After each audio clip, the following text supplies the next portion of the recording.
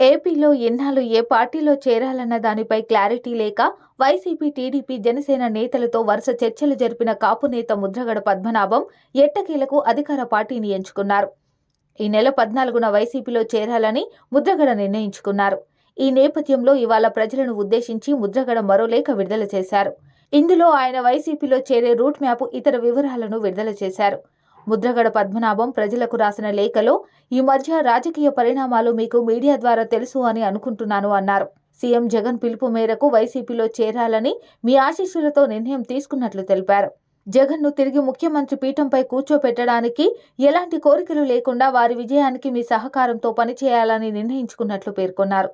జగన్ ద్వారా పేదవారికి సంక్షేమ పథకాలతో పాటు వీలైనంత అభివృద్ధిని వారితో చేయించాలని ఆశతో ఉన్నట్లు ముద్రగడ తెలిపారు. మీ బిడ్డ అయిన నేను ఎప్పుడూ తప్పు చేయలేదని, చేయను కూడా అని ముద్రగడ గుర్తు చేశారు. అలాగే మార్చి 14న వైసీపీలో చేరేందుకు తాను చేపట్టిన ర్యాలీకి వచ్చేవారు తమ ఆహారం తామే తెచ్చుకోవాలని సూచించారు. ఈ ర్యాలీ రూట్ మ్యాప్ కూడా వెల్లడించారు.